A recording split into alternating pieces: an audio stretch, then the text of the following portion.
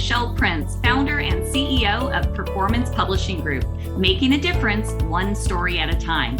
We'll be shining the light on successful founders, entrepreneurs, business owners, and leaders that are getting results and making a difference. We'll talk about how they built their businesses, are creating movements, and leveraging the power of authority in their own lives. Be sure to stick around to the end of the show, and we'll reveal how you can be our next guest. Let's get started.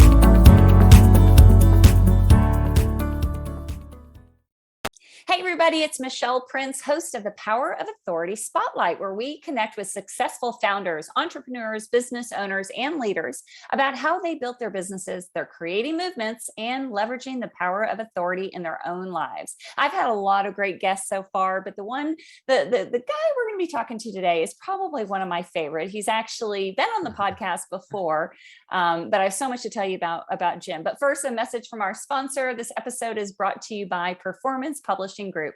At Performance Publishing Group, we provide top quality, comprehensive book publishing services for soon-to-be authors. The Performance Publishing team has helped hundreds of people realize their dream of becoming an author. And as a partner publisher, we can offer you more than just expert guidance. We want to make sure you get the book of your dreams and reap the rewards. I do believe everyone has a story. Every story matters. And I love helping people to tell it through books. To learn more, go to performancepublishinggroup.com. Okay, I'm going to read a formal bio here, but I feel like I have known Jim for, we're going on about 12 years now, maybe more. Yeah. And just such a great guy, a great friend. And he's the founder and creator of the Dream Business Mastermind and coaching program. He's creator of the Dream Business Academy and host of Dream Business Radio, a weekly podcast based on Jim's unique brand of smart marketing and dream business building strategies. His other current business ventures include No Hassle newsletters, Success Advantage Publishing, and How to Sell from the Stage Like a Pro. He's also the developer of Cash Flow Conversation Code, as well as the acclaimed author of several books, all of which not all of which, but many of which are behind him on the video right now. After raising 4 kids and leading a practical, predictable life, Jim and Stephanie, who I've met before, did something crazy. They sold their home in suburban Philadelphia and lived for several years on their yacht called the Floating Home. We'll have Jim tell us more of that story. But traveled all over, up and down the East Coast, while still building his legacy by teaching entrepreneurs and small business owners how to take an ordinary business and turn it into a dream business so they too can live their dream lifestyle. And I know Jim and Stephanie are on the next adventure, and we'll hear more about that. But Jim, thank you so much for coming on the show. What an honor. I mean, I think this is number 3, right? Actually, we've done a lot through the years. Third time. It's my honor. The power of authority. Authority is responsible for most of the success that I've been blessed with. And so first of all, kudos to a great name for your show. It's one of the things I always teach people is if you can have a name that actually means something, like if you say it and they get it, right? Mm-hmm. It's not like Olive Branch Cleaning or something like that, right? It's like naming a boat. It means something to you, but it doesn't project what it is, right? Right. My first business, Michelle, was Dynamic Communication. I thought, well, that's a cool name. It's really a boring corporate name because it didn't say what I did. And then when I created No Hassle newsletters, that gives you a pretty good idea, right? Yep. And then we just kept going from there. So I love the power of authority. I love what you're doing. You're super talented. And you're right. Everybody's got a book in them. How many people have a book in them? But then as the hourglass starts to wind down, they do nothing. Yeah, they do nothing. So you got and I've learned a lot from you through the years. So you are definitely a master marketer guru. I've been to your conferences. And you've spoken on my stage twice or 3 times, I think. Yes, 2 or 3. We first met. Do you remember when we first met? Yeah, it was at I think the 50th or 75th anniversary of Think and Grow Rich in San Diego. I believe San Diego. Yeah. And we were both speaking, and the host put our tables right next to each other, and you set yours all up, and then I knocked all your stuff on the ground. Yeah, because your books didn't arrive in time. So you were just jealous. I think FedEx did not come through in that case. So yeah, well, that was a great beginning. But no, through the years we've stayed in touch. And there, so truly, I love having conversation with you. But I do, again, I've learned so much from you. I watch what you do. I know people that have worked with you. I've seen, your daughter just go Oh my crazy gosh, with her Jessica. business. Wow. Yes, when Jessica started, I was there at the conference, your conference, when she was just starting the idea of maybe a virtual assistant business. Mm-hmm. So you know how to help people start, launch, and successfully run a business. So tell us more about what you do and how you help these business owners. Well, so when I created No Hassle newsletters in 2007, and then I grew that to about 1,200 small business owners in like 9 countries, which I had honestly, my ignorance, I had no clue there were 9 English speaking countries, but I we don't have know that I clients know that. all over the globe using our monthly newsletter templates and content. I created No Hassle social media, concierge print mail on demand, custom article generator, and Success Advantage Publishing. And then when I was going to all these conferences where we were connecting, and people were saying, how are you doing that on multiple times? Mhm. And I remember the very first conference I went and heard Dan Kennedy speak, my greatest mentor to this day. He said, if somebody asks you that, you may have a coaching program. Now, you don't think of yourself as a coach. You probably didn't go to Coach University, but Yeah, if you can help people do what you do in their business, that's being a coach. that's right. So I started out and, a little nervous at first, honestly, what gives me the right to be a coach? And, turns out if I just shared what I was doing in my business, one, but the flip side of the coin that I learned a few years in, and it's really a big part of my program today, is the mindset. So Yes. motivating, inspiring, kicking a little to the curb occasionally. Sometimes my clients call it Jim's tough love, because honestly, Michelle, with what I've been through, from the unemployment to the cancer to 6 figures plus in debt, and being afraid to give a speech.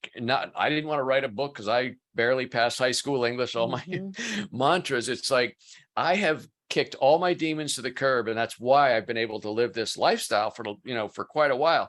And so when somebody says, oh, I can't do that, or I don't have the money for that, there's no way they can hide from me. And they kind of know that. So I don't put myself out as a mindset coach, but it's such, this when you're working with your clients, right? It's such a big piece, is to help them over those, what I call them, mental speed bumps, so they can keep going and then benefit from the power of authority that a book would give them, or podcasts, or all these other programs. And I think probably the reason, you do it, and I can relate in so many ways. And, I help people with that too, but it's only because that's what held me back. I mean, Right. I wanted to do what I'm doing today, but there was a period of time where I'm like, yeah, but who am I to be an author? Who am I to be a speaker or a coach? And so when you hear somebody who's like on the other end of it now, you're like, oh, no, trust me, you can do this. If I can do this, you can do Yeah. this. The imposter syndrome, I've come to know the imposter syndrome is there pretty much from the beginning to 6 figures. My largest client was doing like $34 million a year, and he had imposter syndrome in certain areas of the business. And it's like, when people feel like I'm going to be found out, like this success is going to go away, they're going to find out I'm really not as good as I think I am, or as my marketing says I am. And so when people have that, I just help them understand where the imposter syndrome is rooted, which is usually in fear of being criticized or things like that. And well, Fear of maybe it'd be helpful failure. if I give you, do you want me to give you a little tip on? Yeah, please. So one of the ways I help my clients is I say, listen, you make a decision, because you can't stop the criticism from kind of coming over the transom, so to speak. But you make a decision that instead of being judged or feeling judged by the criticism, you choose to be judged on the value of the content, the value of the marketing, how you're serving other people, and get this, and not the imperfect way in which you deliver it, because there's nobody perfect. There's only one person, that perfect person that walked the earth, not here anymore. Right, Well, right. not, Yeah. not bodily anyway. Not in physical form. Yeah, not physical. But so what I'm saying is, and I knew this. So the first book I wrote, I've written 7 books now. The Just Say Yes is not in here, but my first book was 18 months, Michelle. It honestly took me about almost a year to write, but another, almost 3/4 of a year just to get the courage to print it. Because when I wrote that book, there's no print on demand like there is now. I had to order like 3,000 books. Oh my gosh. I mean, back in the day, Yeah. there wasn't print on demand. Like you could write a book today, and if Amazon sells one, they print it and ship it out. Right. That didn't exist. So I had to pony up, like, I forget how much, but 3,000 books, right? So, but my last, I'd say 3 books or maybe 4 books written and published in 60 days. Now, I know there's a comma missing somewhere. Sure. And something else might be slightly amiss based on, 100% grammatically correct language, but I know that information in there is so rock solid. I choose to get it out there and let that information help people. That's how I want to be remembered and judged, and not the fact that I'm not a professional writer. Right. So when you make that leap and you separate the two, again, you can't stop the criticism from coming in, but you go, yeah, that's really not important to me. Did my information help you? Well, right. Yes, it did. That's absolutely right. And because most people sit around and they, what is that? What's it called? Perfectionism, or you're just kind of like paralysis by analysis. And I once heard, when I was just starting my business and writing my first book, that you don't have to get it right to get it going. Just get it out there. You can always do a second edition. You can always go back and fix a typo. But to your point, though, if you know what you have to, that's what, when I help with people, work with people too, I'll say, like, and they'll kind of hem and haw. I'm like, look, do you believe that what you have to share with someone can help them personally or professionally? And always they say yes. Well, then why would you would you keep that to yourself? Mm-hmm. There's something I can't take credit for it. I first heard it from Tom Ziglar, and then he says he doesn't know who he heard it from. But we all hear stuff from so many people, right? We're just passing it on. But I love it. It's the perfect concept of that. It's called the sin of the desert. And the sin of the desert is, you're in the desert and you're with a group of people, and literally everyone is dying of thirst, dying of dehydration. And you go around the corner and you find the water, but you don't tell anyone. Oh. That would be the sin of the desert, right? We would never do that. Who would ever do that? But the reality is if you know how to start a business, if you know how to overcome whatever, if you know how to write a book, and if you know these things and somebody else is looking for that information, why wouldn't you get it to them? Why wouldn't you do it? Yeah. You don't have to be on a pedestal in order to become, somebody who can make an impact with your content. So you and I think a lot alike that way. And trust me, I go back. I mean, you are too. I'm a publisher. I go back and I read my first and second books, and I'm like, it's like, holy crap. Oh, this is so bad. This is so bad. But hey, I did it. And so how many people have thought about writing a book and just don't? Well, I've learned that for a certain amount of money, and it's not an inexpensive sum, but I can hire a very good editor to take my thoughts, my ideas, my strategies, and as I like to say, make it sound like I passed English in high school. She makes me sound smart. Yes. Right. Yes. Just by correcting, the gaps that I would put. You mentioned perfectionism. One of my favorite sayings is I don't know if I created it. I don't think so. Perfectionism is a label you wear so it doesn't have to be your fault. Right. Meaning that I'm not going to launch that until it's perfect, because then it will be my responsibility. Oh, that's good. Yeah. Yeah. That's kind of like, that's pushing the responsibility. Kind of like, if it fails, I'm not going to launch it if it's not perfect, because if fails, then that's a reflection of me. But, if I waited to get it perfect, which nothing is ever perfect. A mutual friend of ours, Mike Capuzzi, invented Copy Doodles. He was saying, just a few weeks ago, we were together, and I was saying something. He goes, he's known me an awful long time. I think we met back in 2007 or so. And he's like, you have grown to be much more vocal, or not in your face, but just say whatever. And I said, it's interesting you say that. A couple of other people have mentioned something similar. And I said, I call it the grandfather syndrome. So I'm a grandfather times 4. Yeah. But I remember when I was growing up, there'd be my parents or aunts and uncles, and my grandfather, who's oddly enough probably around the age I am now, would just say anything. And I figured maybe he's just old and he doesn't care. Maybe people respect. I didn't know what it was, but I kind of think of it as, and so that's a little bit of, levity, I guess. But the real thing is, when you live long enough and you help enough people and you get to try different things and see what works, you can be a little more vocal. Yeah. I'm much less afraid of what somebody might say than I was 10 years ago. Right. It's not important to me. Do you think, and I hope you don't mind me bringing this up, but do you think part of what you went through has something to do with that too? Because you had, the Yeah, cancer scare and all of that, that you realize life is short. And it's like, why wait? Why?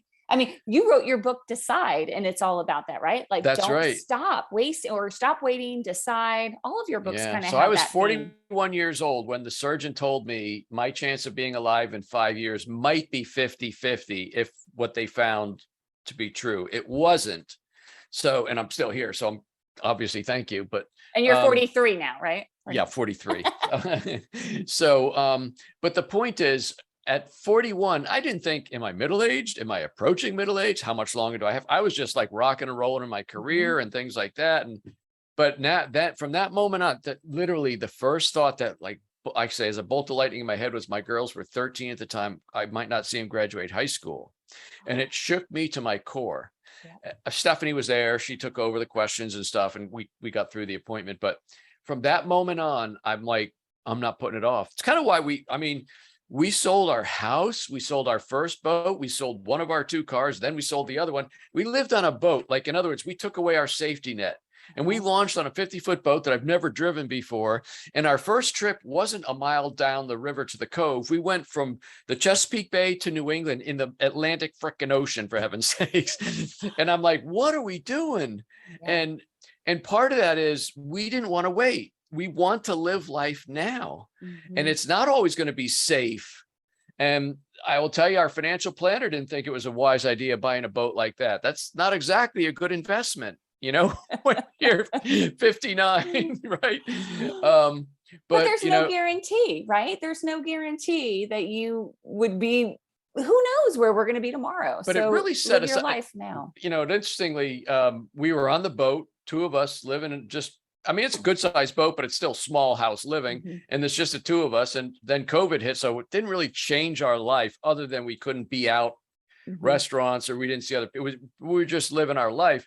But one of the things we realized, and this was really important to us, was Steph's dad, who's we're still blessed. He's 94, he's still kicking, but he's definitely kind of doing the long glide path. But we said for a while there with the COVID, they locked everything down, and he's like, I don't want to live the last year or two of my life alone. Yeah. I'd rather live and, when my time comes, know that I've lived instead of not living, hoping, you know what I mean? So Mhm. not to go down that whole road, but we made a decision that we were going to figure out how can I still work? How can we travel? How can Mhm. we afford the whole thing and have our big adventure? And Yeah. Stephanie, one of our videos, we did a YouTube channel, Our Floating Home. And one of the things she said on camera, and just sort of came out and it became our mantra, it was from practical and predictable to adventurous and exciting.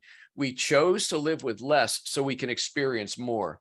Oh, And I believe we did more living in the last 5 years. We did 12,458 miles up and down the coast, stopping in every small town, meeting people. I mean, it's been an amazing adventure, Michelle. So anyway, I don't oh. think we're off track, but No, we are a perfect it place. really has to do with living and taking a chance and having no regrets. Yeah. It's the biggest thing. I don't want to get to the end of my life, whenever that would be, and know that there's regret something I didn't do. Yeah. I remember when you guys decided, because it wasn't long, I think, after the last conference that I went to. And I remember thinking, well, first of all, I thought, what are y'all doing? But then I was really inspired because that just seems so like, I don't know if I could do that. I mean, Yeah.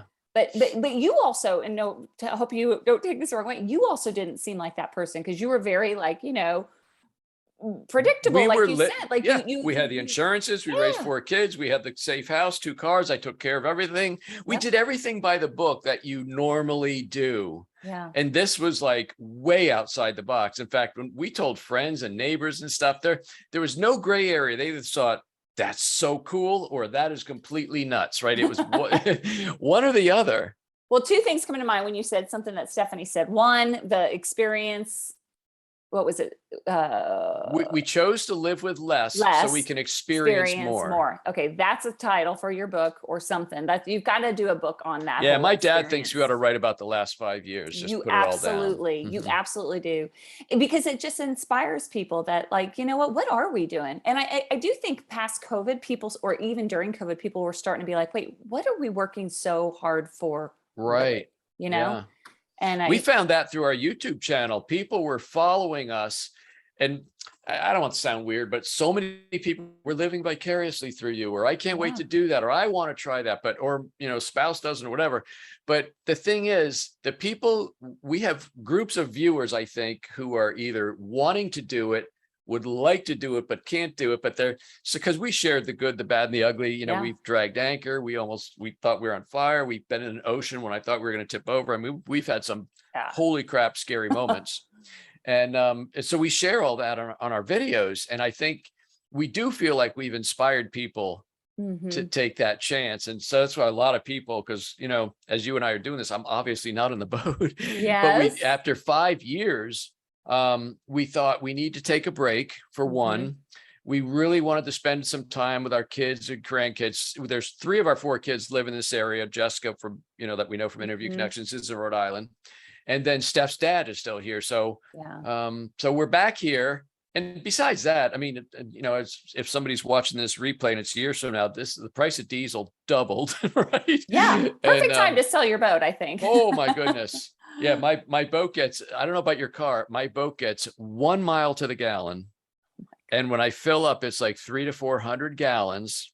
And it went from $3 to $6. So that got to be a little tough. I said, you know what, maybe we ought to let's take a pause. I really think we are both so drawn to water. One, we love being an adventurer, an adventurous lifestyle. Steph goes, wandering fills me up. Being a wanderer fills me up. And so we're just looking at this as a temporary pause, a little bit of a reset, see the family, and then we won't be in this house in 2 years. I don't know about a year, but at some point we're going to go do something else. You're going to start, I think you're going to RV or something. Maybe we're completely open. The land this time. What's the greatest lesson you learned over the last 5 years from that experience? To just say yes, which was that's why I named my last book, Just Say Yes. Interesting as we're doing the interview, but I wrote a long blog post, and sometimes I'll share a blog post right on Facebook. So you can either see it on my blog or on Facebook, but it was about just saying yes. And what happens, and the reason I wrote the book is after I wrote Decide, I thought, that's enough. I wrote 6 books. See, there's my grammar. I'd have to have my editor fix that.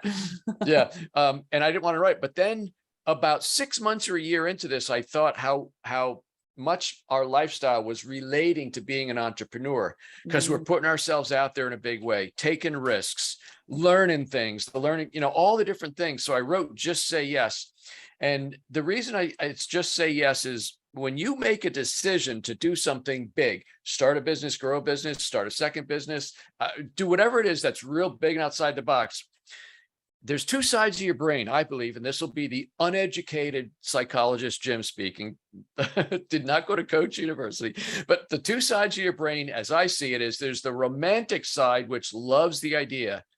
We're going to live in a boat. We're going to watch the sunsets, the sunrises. We're going to see dolphins. We're going to have fresh fish. Oh, it's going to be great.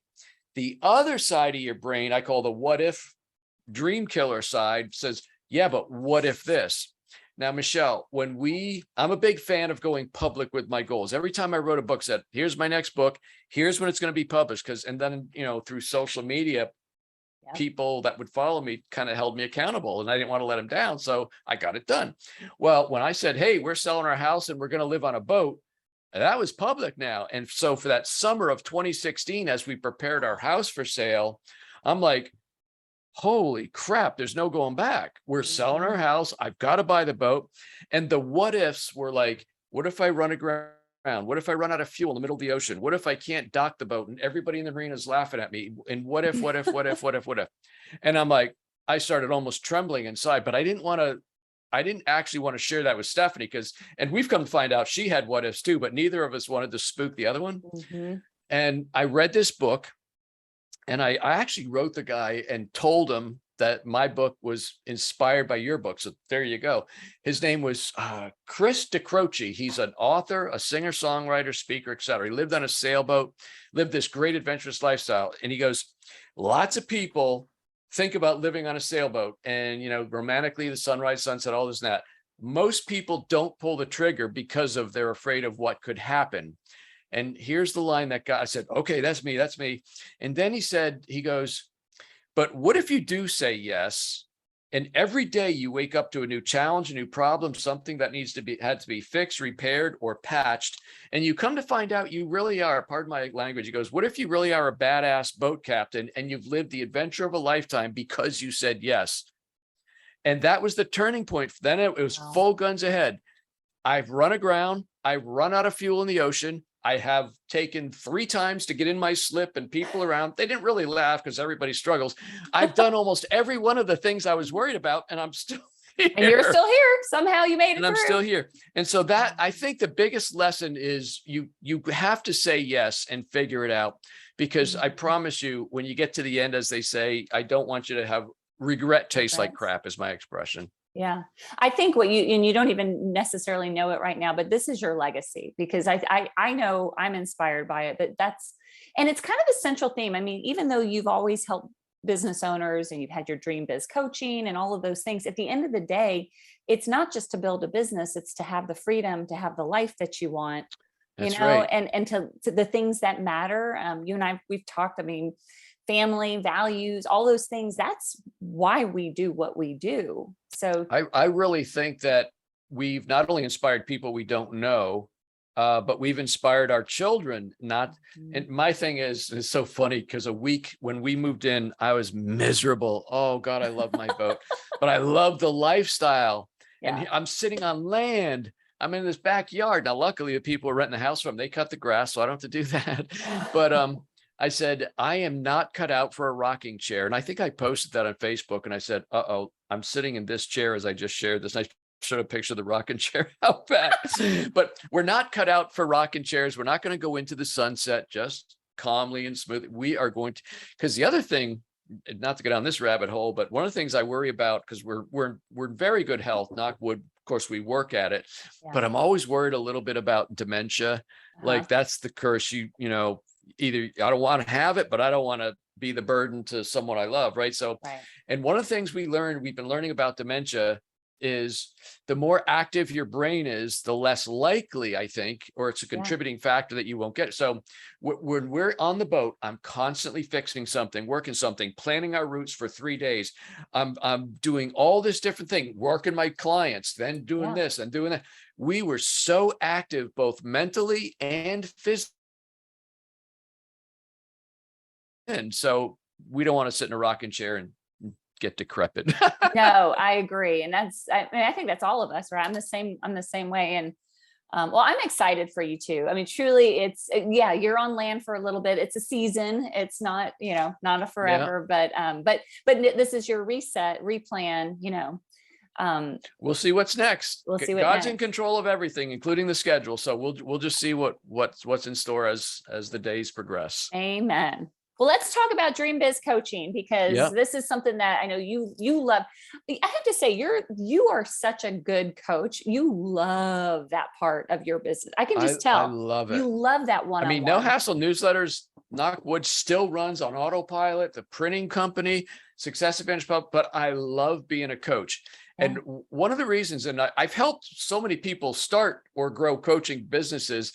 And one of the things I say to them is, there's going to be a point, if you're good and you're really connected and you have a mentality to serve others and a desire to do so, there's going to be a point when what you do is more important than the paycheck. And so if you've helped doctors double the size of their practice, or you've helped somebody like get to 6 figures or take a 6-figure business to $500,000, or in my daughter's case, boom. But when you do that and realize the impact you're having on other people, oh my God, Michelle, that just lights me up so much. I mean, the pay's not bad. It afforded me this lifestyle, but the difference, like you said, use the word legacy, the legacy that you're creating and doing and having, that means more to me than anything. Yeah. Because so you're helping them to make an impact, and then then they're making an impact. It's kind of like this ripple effect in a way, you know? Yeah, I know you'll appreciate this, but one of the guys that was in my Bible study years ago,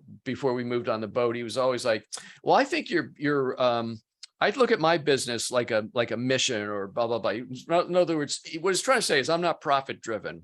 Right. And I said, you know what I figured out? Because I've been involved with a number of nonprofits and low income people. You know what I learned? The best way to help low income people is not be one of them.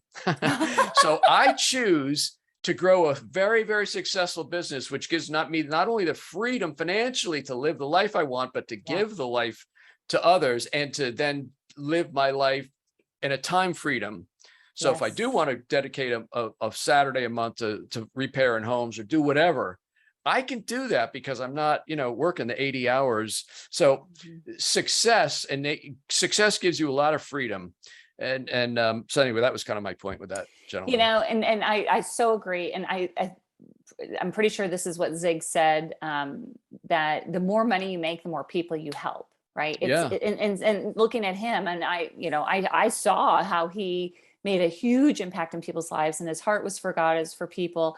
And yet he made a lot of money. So, but it was like, again, the more resources you have, the more opportunity you have, to bless others. Yes. So never be it's okay. It's okay to be successful. You can do a lot of things. Yeah. You can fix a lot of things, and you can do a lot of things with money. And some people are like, oh, money's evil. No, money's not evil. I think if you're a stingy person, money will amplify how stingy you are. Yes. And if you're a generous person, money will amplify how generous you are. So I think it's more in here. It's not the money doing it to you. It's what's in your heart. Perfectly said. Okay. All right. Well, we're running out of time here, but okay. So for an entrepreneur, business owner, somebody maybe who's they've already started, they have the concept, they're moving forward. What advice would you give them? Like if they were like somebody who maybe joined your Dream Biz coaching, which by the way is dreambizcoaching.com. Check that out. Where do you tell people to start, and what advice would you give the listeners? You have to know the who, like who is your customer. Okay. So before you go like the Tasmanian devil doing social media podcasts, I'm going to do videos, I'm going to write a book on, you got to know who's your customer, because you don't want to be attracting the wrong type of customer. You only want to be attracting the right. So great marketing on all the various platforms that you need to do has to do two things, has to attract the right customer and repel the others you're not meant to serve. Right. Yes. So that's probably the most important thing, is figuring out who your customer is. Then the second thing is realize that you can make infinitely more money for who you are than what you do, which means it's not about the deliverable. So if you're a CPA and all you do is compare yourself to other CPAs, but if you're a CPA with the name brand of, let's say I'm the entrepreneur's CPA, not a great brand, but you know what I mean? Wow, Jim, you're really good. You want to stand for something. Like in my early years, I was the newsletter guru. Michelle, I never went to professional design school. I'm a half-ass writer at best, but I knew how to hire editors and I could create newsletters that work. So I learned how to anoint yourself as that expert from Dan. And that's what helped that business. Then when I'm going to be Jim Palmer, small business coach, no, dream business coach, dream business, live a dream lifestyle, dream business radio, dream business academy, dream biz coaching. Everything is themed on dream business. So people now introduce me because of the bio and just years of doing it. Jim Palmer's the dream business coach. So you want to have a brand that resonates with the people that you're meant to do business with. I could go on, but those are probably the first two. No, that's so good. So good. And you have a great mind for marketing and titling things and programs and stuff like that. And I've seen you. I don't know how to create. It's so weird because people tell me that. I'm like, well, that's just part of my coaching. Somebody once said, you should be able to bottle that, because you have a conversation. Somebody will say something, go, okay, that's your book title. And but here's your tagline. So go off with it.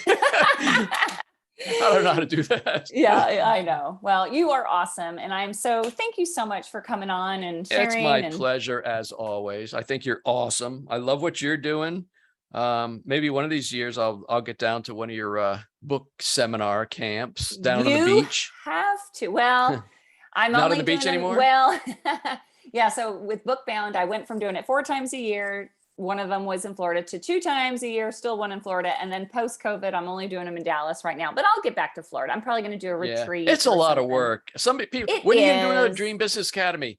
Honestly, I think I could, but the amount of work it is to put it It on, to market is. it, to fill it, to guarantee rooms and Mhm. food and budget. It's just so much work. I'm like, I kind of like my lifestyle right Yeah, now. So right. maybe I'll It's just keep doing this. it's the whole point of like, why do you do what you do? If you already have the lifestyle that you're working so hard to get, why work so hard?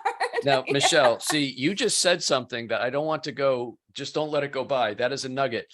When you suddenly, not even suddenly, when you finally do build a lifestyle that you want, maybe it's you started 5 years ago, 10 years ago, and you're there, a lot of people get addicted to the chase and the adrenaline and they keep going. Yes. A good friend of Oh, mine, this is back before I even bought my first boat.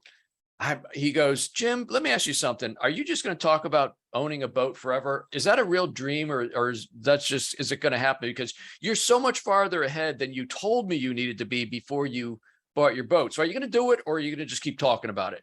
And it was so like in my face. wow. Yes. And I said, you're right. And if we got time for 30 seconds, one more little bite. Yes. So when Stephanie and I took off the first year to go to Florida, I set up my schedule. So I work with my clients Tuesday, Wednesday, Thursday. So I don't work Mhm. Friday, Monday, and obviously the weekend.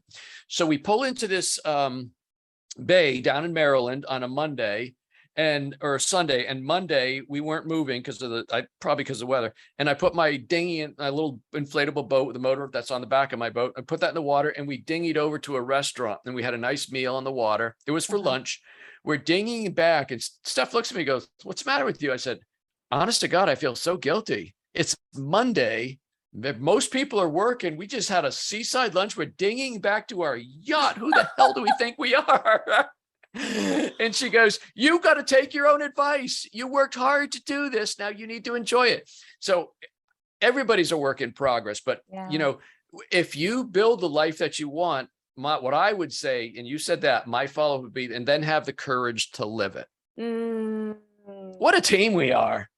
Okay, you just convicted me because when you said that about your boat, I've been talking about living in Florida at the beach for years. I mean, my whole office is decorated like the beach. And Yep.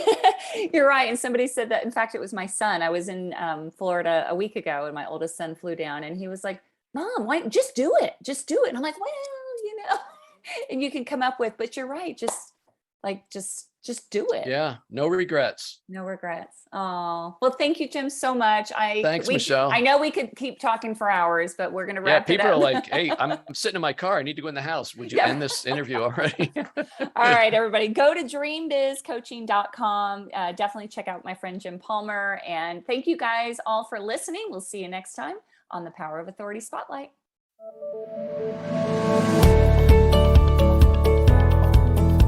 Thanks so much for listening to the Power of Authority Spotlight.